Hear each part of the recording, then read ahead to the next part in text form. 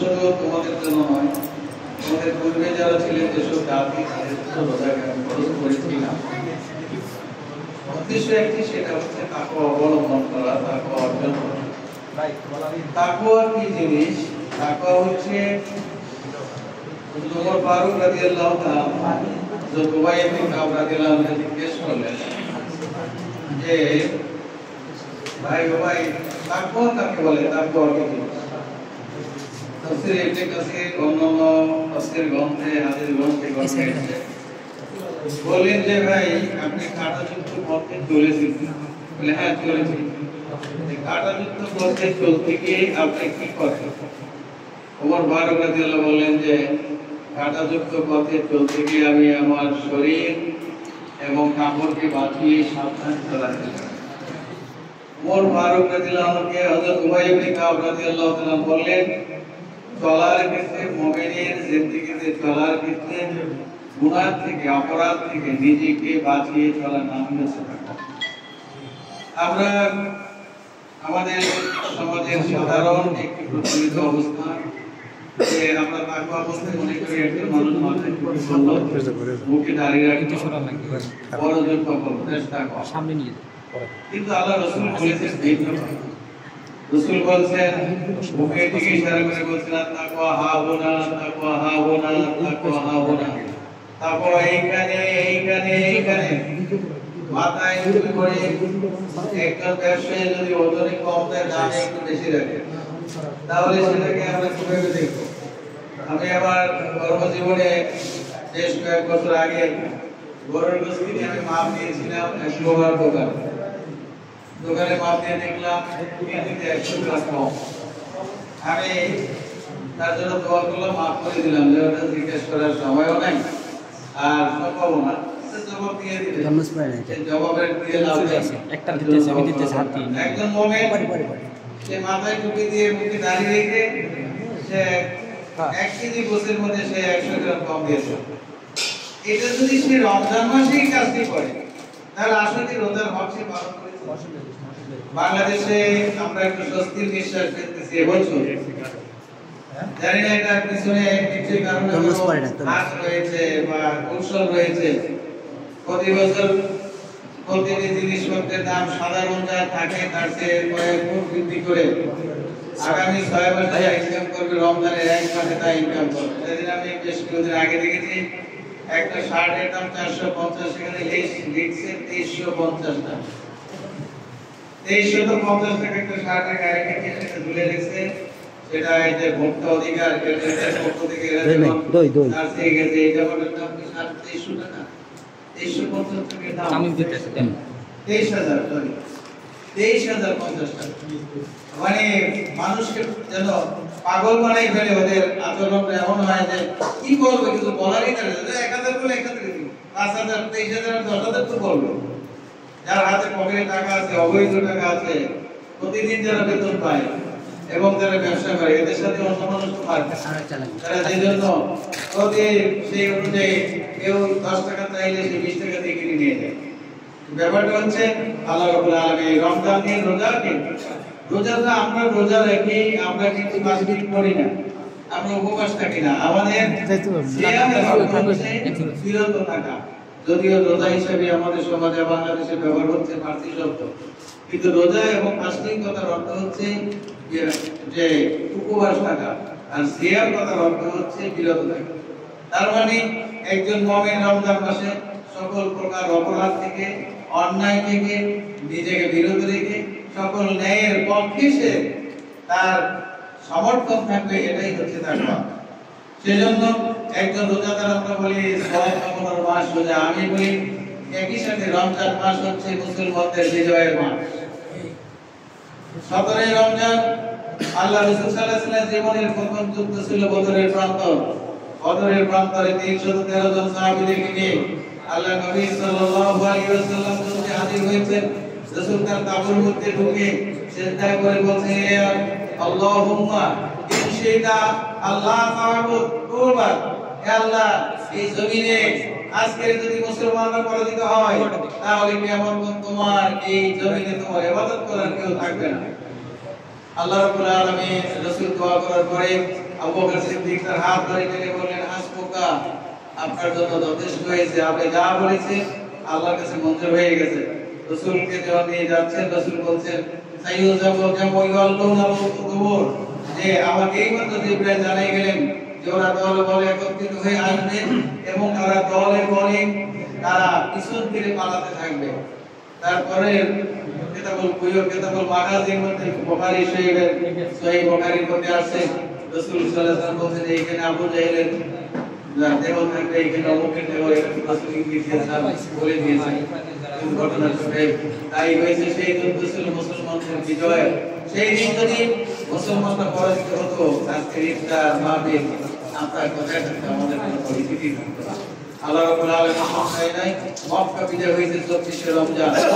রমজান হচ্ছে এমন একটি মাস, যেই মাসে আল্লাহ কোরআন নাযিল করেছেন। শুধু তাই নয়, সমস্ত আসমানি গ্রন্থ নাযিল হয়েছে রমজান মাসে। সেই জন্য রমজান মাসে মুসলমানদের জাতীয় জীবনে একটি উদ্দীপনার মাস, একটি উদযাপনের মাস শুধু নয়, এটা উজ্জীবিত হওয়ার মাস।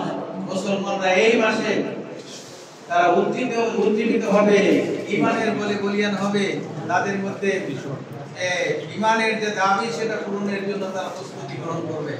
সেজন্য এই রমজান মাসে কোরআন নাযিল হয়েছে।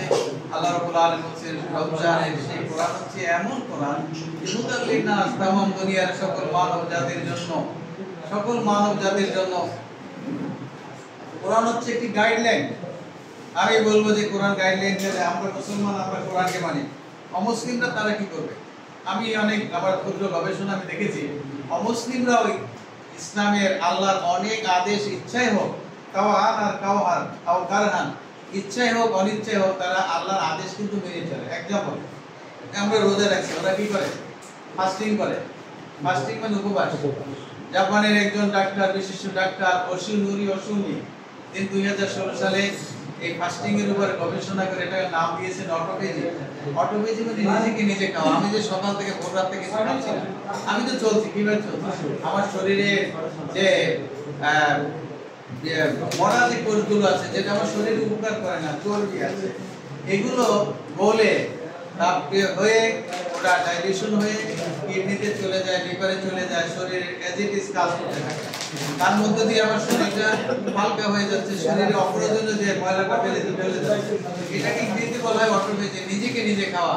অর্থাৎ যখন আবার কিছু দেখে না, স্বাভাবিকভাবে আপনি যেই বাচ্চা দেখবেন ডিম ছাড়া ভাত খায় না, কিছুই খায় না, যেদিন দেখবেন পেটে খুব ক্ষুধা আছে, কাঁচামরিচ আর কি আছে পেঁয়াজ আছে, আপনি দেখবেন যে সে কাঁচামরিচ আর পেঁয়াজ দিয়ে সে ভাত খেতে প্রস্তুত, কারণ তার ক্ষুধা বেশি। কথা ঠিক না? শরীরে যখন আমার খাবার নাই, তখন সে কি করবে? পাকস্থলীতে আর বসে থাকবে না, পাকস্থলীতে খুঁজবে তার খাবার কোথায় আছে। সে ওই চর্বি খুঁজে তার পেট ভরার জন্য, তার জায়গা পূরণ করার জন্য সে কাজ করছে। এটা আল্লাহ রাব্বুল আলামিন উম্মতের জন্য একটা বিরাট নিয়ামত দান করেছেন। আলহামদুলিল্লাহ। আমরা এই সিয়াম পালন করছি আল্লাহকে খুশি করার জন্য, যেজন্য আল্লাহ প্রতিদান দেবেন ইসরাইল ফারহাতান, রোজা এবং কোরআন কিয়ামতের দিন সবারিশকারী হবে।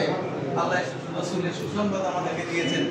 আর অন্য জাতি তারা কি? তারাও কিন্তু রোজা পালন করছে না, সিয়াম পালন করছে না, তারা রোজা পালন করছে বা উপবাস পালন করছে। তারা কিভাবে করছে?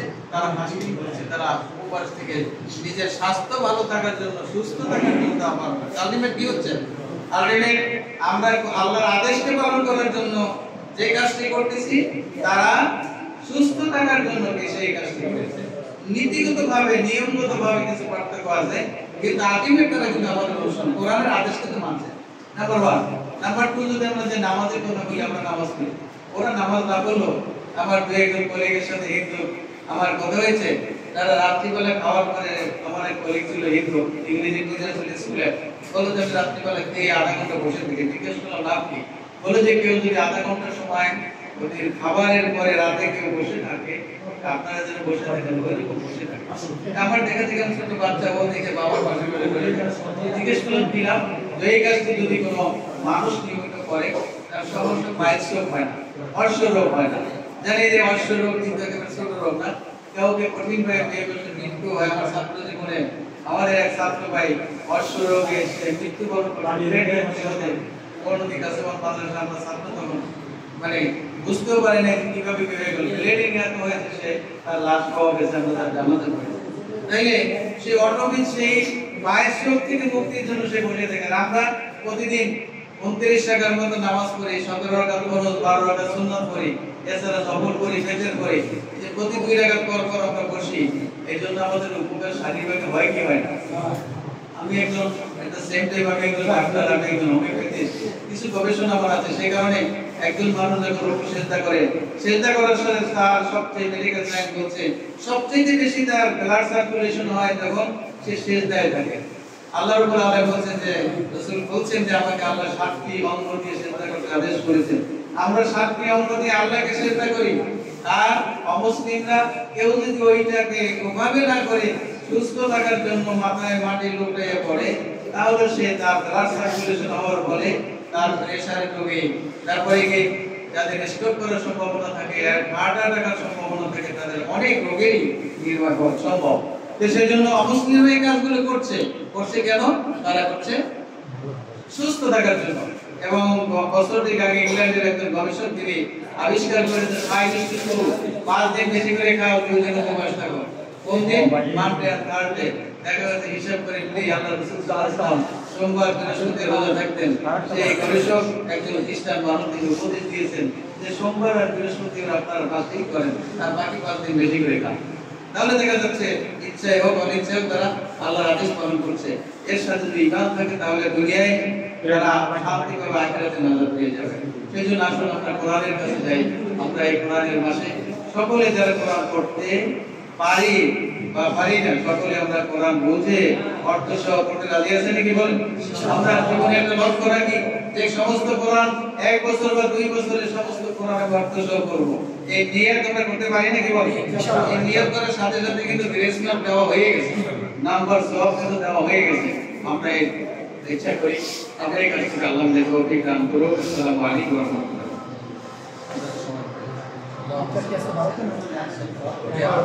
भैया শেষ মুহূর্তে আসছে আমাদের মাঝে এবার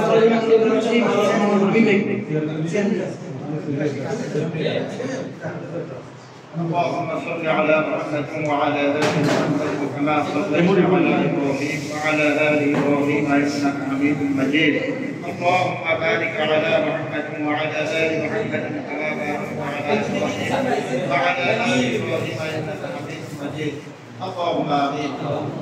ربنا ظلمنا انفسنا وان لم تغفر لنا وترحمنا لنكونن من الخاسرين. ربنا آتنا في الدنيا حسنة وفي الآخرة حسنة وقنا عذاب النار. رب ارحمهما كما ربياني صغيرا. ربنا هب لنا من أزواجنا وذريتنا قرة أعين واجعلنا للمتقين إماما. আল্লাহ আজকের দিনে সারা দিনের রোজা সহ আমরা জীবনের সকল নেক আমলগুলো আল্লাহ তুমি কবুল করে নাও। আল্লাহ